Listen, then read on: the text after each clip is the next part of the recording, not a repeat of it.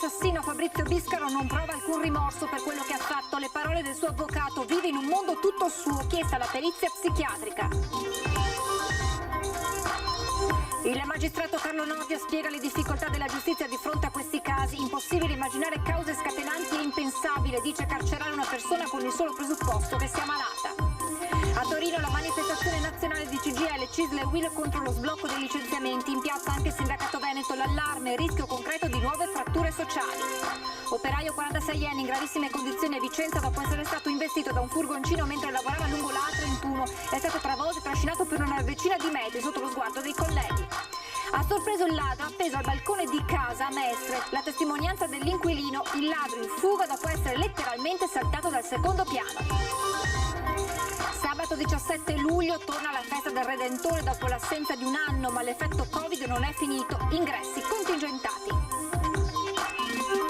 Prende forma la più grande pista ciclabile del Veneto, la Treviso-Stiglia. Oggi è stato inaugurato il tratto di Monte Galda e 30 sindaci veneti da Vicenza sono arrivati a Treviso. Buonasera e ben ritrovati con l'edizione regionale dei telegiornali di Antenna 3. In primo piano l'omicidio di Moriago della Battaglia in provincia di Treviso. Ripete quello che ha fatto senza esitazione Fabrizio Biscaro, l'uomo in carcere con l'accusa di aver ucciso Elisa Campeol. L'uomo sembra un automa e il suo legale Rosa Parenti dice: chiederò subito la perizia psichiatrica. Racconta tutto come un automa, non è pentito di quel massacro che ha cancellato l'esistenza di Elisa. Parla, ricorda, ha fotografato nella sua mente quei terribili momenti. La voce non si incrina di fronte a tanta ferocia. Lui ripercorre quei minuti, quegli istanti di pura follia. Fabrizio Biscaro sarà presto sottoposto ad una perizia psichiatrica. Lo chiede il suo avvocato Rosa Parenti, che nelle ultime ore ha parlato con lui. Non c'è movente, ci dice il legale, è affetto da disturbi gravi psichiatrici. Quello che è accaduto non si spiega con la ragione. Distrutti anche i genitori di Fabrizio. Il papà scuote la testa, abbassa lo sguardo di fronte ad una domanda a cui non riesce a dare una risposta. Cosa può essere saltato in mente? Non lo so, guardi, non capiscono neanche loro, non lo so. Che rapto, che boh. Nella sua lucidità è folle, ci dice il legale. Probabilmente al termine della perizia sarà chiesto il trasferimento in una struttura adeguata. Qui nel Veneto non ci sono, probabilmente sarà portato fuori regione. Fabrizio è descritto come una persona abbastanza solitaria, ma soprattutto abitudinaria, quasi maniacale. Tanto che la mamma si era accorta che era rientrato a casa il giorno prima del massacro, 5 minuti prima. Il papà cerca una ragione, una risposta nella pandemia. La colpa non è di nessuno, è di tutti, no? Forse l'ambiente stesso, ma è stato il lockdown, quelli dove lavorava sono andati a casa tutti perché non avevano il materiale per lavorare e lui là è cascato, no? È crollato, dice, in quel periodo. Rimane l'atroce dubbio che forse questa tragedia poteva essere evitata. Fabrizio ora rimane in carcere, chiuso in quel mondo che si è costruito, dietro un muro che forse nemmeno lui riesce più a far crollare. Intanto continuano le indagini degli investigatori che stanno ripercorrendo i suoi spostamenti, cercando di capire la sua personalità e soprattutto escludere davvero che fosse Elisa la vittima che voleva uccidere, insomma che l'avesse in qualche modo già vista, magari sui social. Sarà passato a setaccio anche il computer di Fabrizio, il suo cellulare, alla ricerca di un perché. La prossima settimana, intanto, l'esame autoptico sul corpo di Elisa, martoriato sotto decine di coltellate. E l'USL 2 è pronta a collaborare con la Procura, consegnando le cartelle cliniche di Fabrizio Biscaro. Siamo a disposizione ovviamente della Procura, del procuratore che vorrà vedere gli atti. L'ULS 2 è pronta a consegnare le cartelle cliniche di Fabrizio Biscaro alla Procura, che intende analizzare il percorso terapeutico seguito dall'uomo, ora in carcere con l'accusa di aver ucciso Elisa Campeol. È chiaro che, come voi sapete benissimo, c'è l'autodeterminazione alla cura, prevede appunto che la persona possa ritornare tranquillamente, se lui lo decide, nella società senza bisogno di essere seguito. Quindi abbiamo avuto questa dicotomia tra il fatto della dismissione sostanzialmente, non più utilizzo dei farmaci, che potrebbe aver portato evidentemente agli eventi che si sono succeduti. Quello dell'autodeterminazione dei pazienti è un principio raggiunto di recente con la legge 219 del 2017. Se non in casi eccezionali, e qui mi riferisco alle motivazioni per cui si può ricorrere a un trattamento sanitario obbligatorio, vige la libertà della cura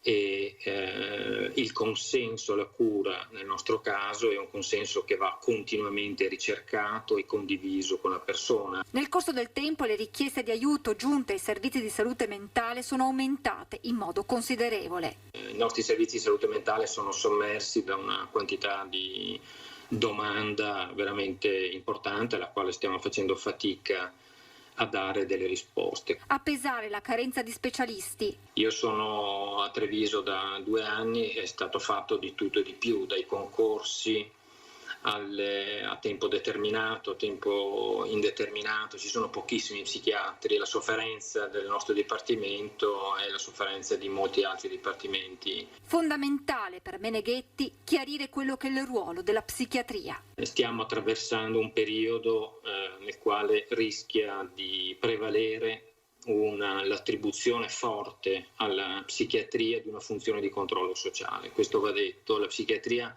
ha invece una preminente funzione di cura, di prevenzione, di promozione della salute mentale. E l'omicidio di Elisa Campeola ha aperto un dibattito proprio sull'assistenza delle persone che soffrono di disturbi psichici. L'ex procuratore aggiunto di Venezia, Carlo Nordio, oggi a Treviso per presentare il suo ultimo libro, parla del difficile ruolo della giustizia di fronte alle malattie mentali. Il fatto che una persona affetta da disturbi psichici sia libera è uno dei problemi insolubili della giustizia, perché non si può preventivamente immaginare come possa scatenarsi questa malattia e non si può neanche incarcerare una persona sul solo presupposto che è ammalata. Questa è l'analisi dell'ex procuratore aggiunto di Venezia, Carlo Nordio, che interviene nel dibattito nato dopo l'efferato omicidio di Elisa Campeol.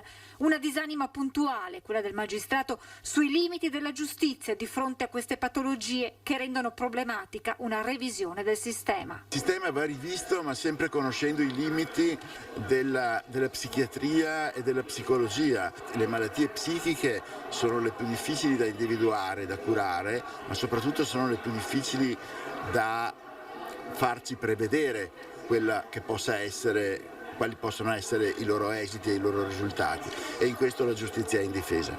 Un quadro nel quale si inserisce la figura del magistrato con un compito non certo facile. Al magistrato, adesso parlo del magistrato, viene chiesto di domandare al perito se la persona sia socialmente pericolosa e su 10 periti magari 5 dicono una cosa, 5 dicono un'altra, perché la valutazione di pericolosità sociale, anche se è connessa a una malattia, è una decisione estremamente difficile e allora tu puoi oscillare da una limitazione dei diritti dell'individuo, limitazione dei diritti che magari è infondata perché questo individuo malato non è socialmente pericoloso, a correre il rischio di lasciarlo libero e che poi commetta un reato.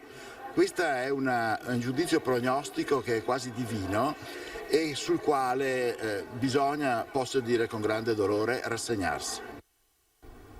Voltiamo pagina. Lavoratori veneti in piazza Torino, sede di una delle 3 manifestazioni nazionali indette da CGIL, CISL e UIL per chiedere una ripresa economica post-Covid che non lasci indietro nessuno. In particolare si temono le conseguenze della fine del blocco dei licenziamenti.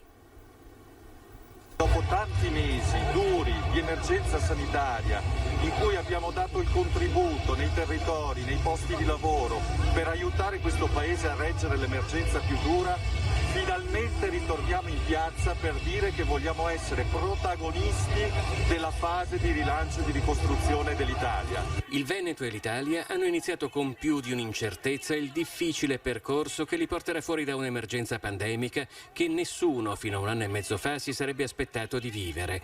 La ripresa dell'economia in particolare pone al mondo del lavoro più di una preoccupazione che ha portato i sindacati confederali ad indire una triplice manifestazione nazionale con la partecipazione anche dei lavoratori veneti, Firenze e Bari. Non possiamo iniziare la nuova fase partendo dai licenziamenti. Si ricostruisce l'Italia proteggendo il lavoro e soprattutto mettendo al centro un lavoro di qualità. Non vogliamo tornare al lavoro precario, al lavoro sfruttato, al lavoro sottopagato che largamente caratterizzava la fase di prima del Covid. La maggiore preoccupazione è rappresentata dalla fine di quel blocco dei licenziamenti che fino ad ora ha impedito l'esplosione di quella che CGIL e CISL e UIL definiscono una bomba sociale che potrebbe portare nel solo Veneto alla perdita di decine di migliaia di posti di lavoro. Se si vuole costruire un'Italia, un Veneto migliore, bisogna partire da un lavoro dignitoso, da un lavoro libero e da un lavoro stabile. Per questo e per tanti altri motivi noi siamo qui oggi in rappresentanza di tantissime lavoratrici e lavoratori che guardano con timore alla data del 1° luglio, ma con grande speranza di poter contribuire a cambiare e a trasformare questo Paese. La cronaca a partire dal grave incidente sul lavoro accaduto nel primo pomeriggio. Un operaio è stato travolto da un furgone durante i lavori di asfaltatura dell'autostrada A31. Ancora un incidente sul lavoro. Ad essere stato ridotto in gravissime condizioni al reparto di rianimazione del San Bortolo un operaio di 56 anni, italiano, impegnato nei lavori di asfaltatura lungo l'autostrada Valdastico A31. Verso le 14:30 è stato travolto da un furgoncino condotto da un collega. Gli uomini erano impegnati nei lavori di rifacimento della pavimentazione nei pressi del casello di Vicenza Nord. In direzione Piovene Rocchette era stato installato il cantiere e limitato il transito in una sola corsia. Tutto è accaduto in pochi attimi sotto gli occhi dei colleghi che hanno visto l'uomo trascinato per una decina di metri. Immediatamente soccorso dal SUEM è stato ricoverato in codice rosso. Politraumatizzato, la prognosi resta riservata. Ha sorpreso il ladro appeso al balcone di casa a ridosso di via Bissuola. Siamo a Mestre, il ladro in fuga dopo essere letteralmente saltato dal secondo piano.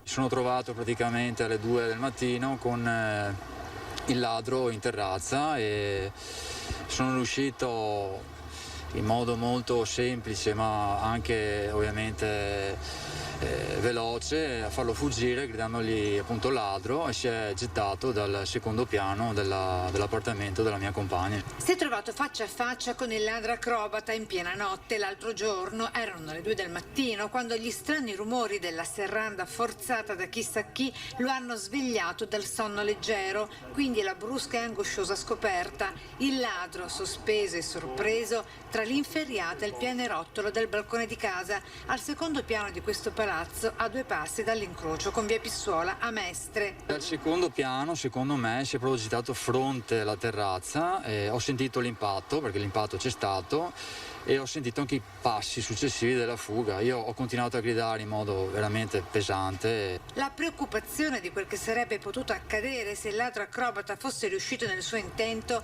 continua a procurare al signor Fiorindo grande inquietudine e apprensione. In questo caso io c'ero, però c'era da solo la mia compagna, capite bene che insomma sarebbe stato un bel problema. Ecco. Alla denuncia già sporta al commissariato di polizia di Via Carossa si aggiunge anche questa televisiva, non per creare allarmismo, dice, ma al contrario perché possa essere d'aiuto per chi sottovaluta il potenziale rischio. Avvertire la cittadinanza in questo, di porre attenzione, di tenere gli occhi aperti, e questo è fondamentale secondo me anche da questo punto di vista. E finestre e balconi chiusi? E finestre e balconi chiusi, sì.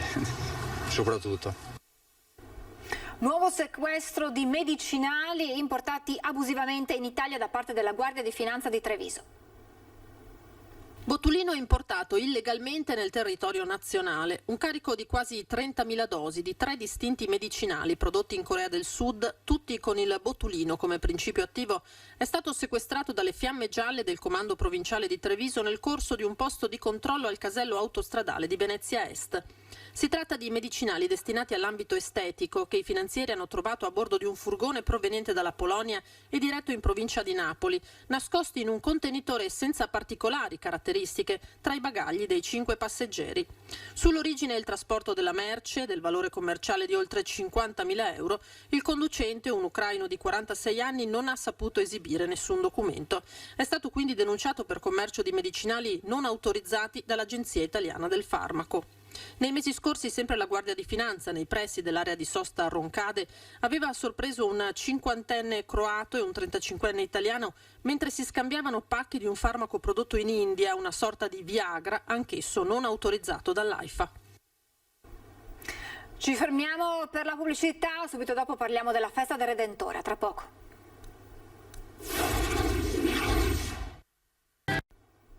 Rieccoci in diretta. Dopo l'assenza lo scorso anno torna il 17 luglio la festa del Redentore, come da tradizione, ma sarà una festa certamente diversa da come eravamo abituati a viverla negli anni scorsi.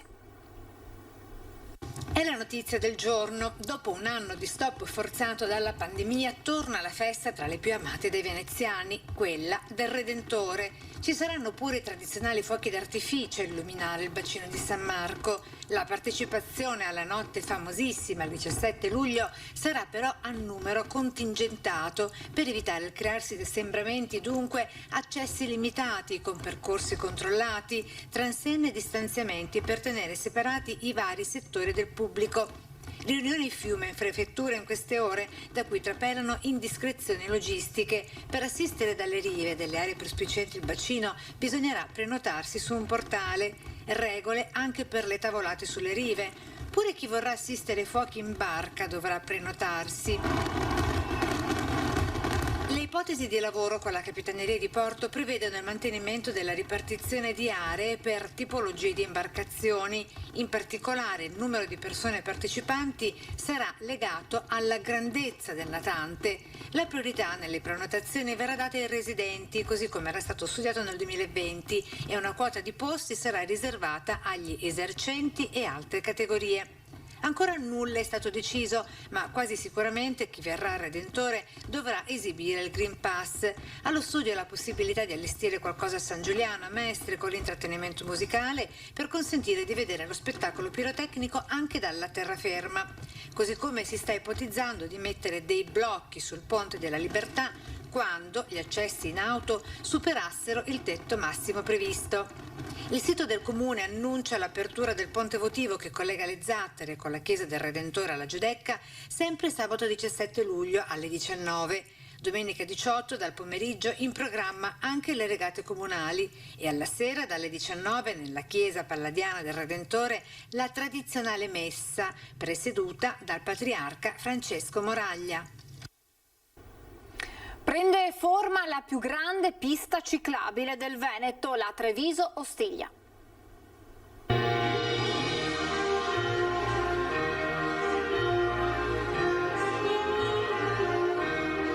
La carica dei colti ideatori, i coltivatori di idee.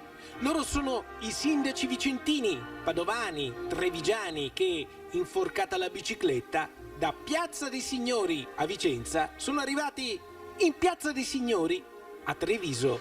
Ecco le immagini che mostrano la partenza e poi la cavalcata lungo la ciclabile ricavata sull'ex ferrovia militare Treviso-Ostiglia.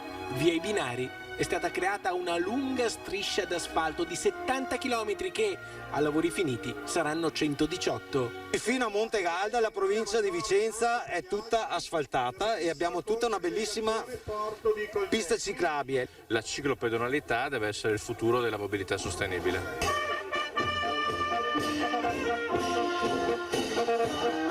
La banda suona e riporta ad antiche atmosfere, ad epoche autentiche, quando la vita girava attorno a una piazza e a un campanile. Ma questo non è un film in bianco e nero ispirato alle storie di Guareschi. Questa è l'inaugurazione del tratto di Montegalda della grande ciclabile che unisce il Vicentino col Trevigiano. Questo tratto è strategico perché veramente unisce in viabilità ciclabile Treviso con Vicenza, con il Basso Vicentino, con Padova, quindi è veramente strategico proprio perché da qui si parte e si può girare buona parte del Veneto solo in bici e in sicurezza. La ciclabile, ricavata sulla Treviso-Stiglia, è un mosaico di tratti che hanno richiesto pezzo per pezzo l'impegno di Regione Veneto, province e uno dietro l'altro, la volontà, la perseveranza dei comuni, dai più grandi ai più piccoli. Ecco perché questi sindaci sono coltivatori di idee. Per realizzare questo progetto c'è voluta visione, la capacità di guardare oltre, la voglia di seminare per poi oggi raccogliere con questa galoppata in bicicletta i frutti di un lungo lavoro. Siamo nel triangolo delle meraviglie, Vicenza, Padova, Treviso. A noi solo il compito di valorizzarlo al meglio. E così, salutando Montegalda, si riprende la strada per Treviso. In un'eterna gara in cui tutti in politica vogliono arrivare primi, in questa corsa invece, se uno s'attarda, gli altri sindaci, al di là dei colori e delle fazioni, lo aspettano. In fondo, il traguardo più grande tagliato oggi è proprio questo: l'unione, l'amicizia. Sulla forza dei pedali, la voglia di scalare i problemi, di superare le difficoltà, di sudare ma non mollare.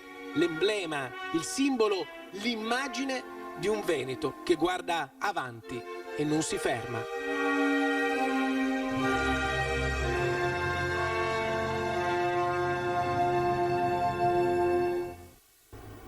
Una 2 giorni di festa sull'acqua per la città di Padova, che ospiterà la 20ª edizione della regata di San Giovanni delle Navi e la 41ª festa dell'acqua organizzata dagli Amisti del Piovego.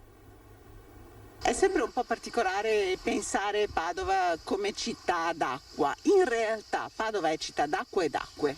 Decisamente è la più forte identità culturale che abbiamo, la fluvialità, e nonostante ce ne siamo, come dire, un po' dimenticati, è effettivamente il nostro senso storico più antico e più profondo, e infatti lo festeggeremo proprio in questi 2 giorni.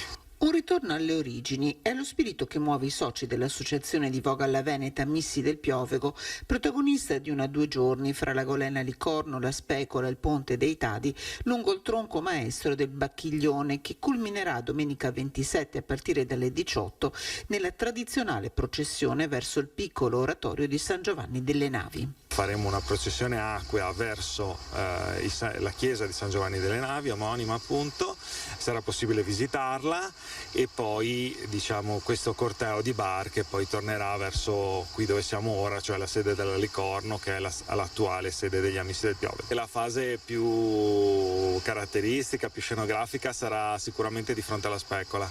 Noi partiremo con un corteo da qui, ci fermeremo in quell'area e appunto per rievocare questa processione acquea verso la chiesa, e poi rievocheremo sempre noi soci una tradizione che è sia padovana che veneziana, cioè quella dei freschi, un piccolo cena sull'acqua. Una processione preceduta sabato da una regata su Mascarete, tradizionali imbarcazioni venete, un ritorno nelle acque padovane dopo la straordinaria esperienza vissuta da Alessandro Campioni domenica 20 giugno, quando lungo il fiume Brenta ha riaccompagnato alla Basilica della Salute di Venezia, in diretta su Rete Veneta, emittente del network Media Nord-Est, la reliquia dell'Urna di Sant'Antonio. È stato un evento storico incredibile, colmo di significati, soprattutto per chi è appassionato della tradizione padovana storica, e chiaramente la parte poi spirituale e religiosa è stata chiaramente altissima. Presentazione questa mattina a Treviso degli eventi per il centenario della sezione trevigiana degli Alpini, tante le iniziative che culmineranno il 31 ottobre con lo sfilamento delle penne nere per le vie della città.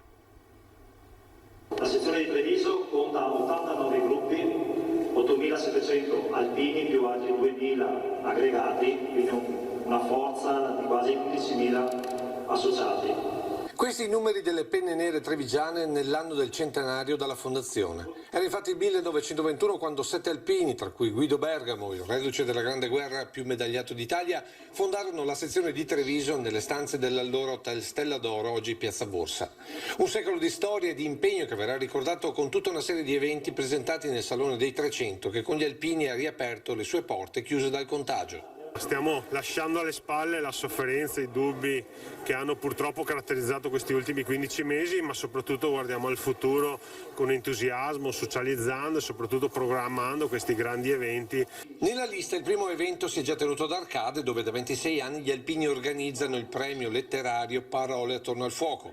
Al ritorno dalle ferie il primo appuntamento sarà con i cori e la rassegna del 12 settembre ad Oderzo. Poi con il raduno delle sezioni di Castelfranco, Riese e Resana per il 16 e il 17 ottobre, per arrivare all'ultimo fine settimana del mese e allo sfilamento per le vie di Treviso, anticipato da tutta una serie di marce di avvicinamento che partiranno dai monumenti ossari della provincia.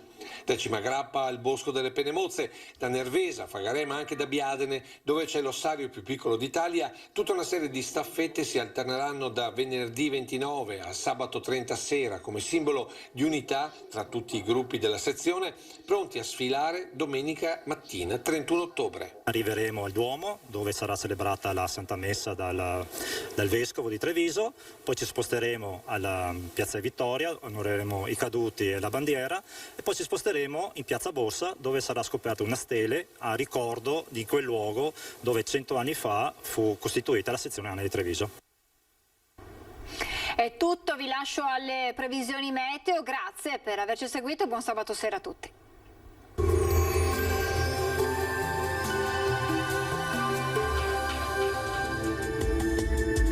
Benvenuti al meteo. Ultima domenica di giugno con l'anticiclone africano che ormai da giorni staziona sull'Italia. Bel tempo e caldo dunque sul nostro territorio. Vediamo insieme il dettaglio. Sul Veneto la grafica del 27 giugno ci mostra un contesto stabile e soleggiato. In pianura e in montagna cielo sereno o al massimo velato. Solamente sui rilievi al pomeriggio non si escludono degli occasionali temporali di calore. Temperature ancora roventi, minime tra 18 e 23 gradi, valori massimi compresi invece tra i 29 e i 35 gradi. Ci spostiamo ora sul Friuli Venezia Giulia, poche novità anche qui, tanto sole dappertutto, ma anche in questo caso saranno possibili dei piovaschi sui monti. Temperature minime tra 19 e 23 gradi, massime invece sui 31-33 gradi. Infine ci spostiamo sul Trentino Alto Adige, dove avremo un ampio soleggiamento, a seguire qualche acquazzone sui settori alpini di confine. Temperature minime intorno ai 21 gradi, massime sui 33 gradi all'incirca. Dal meteo di Antena 3 per ora è tutto, grazie per l'attenzione e arrivederci al prossimo aggiornamento.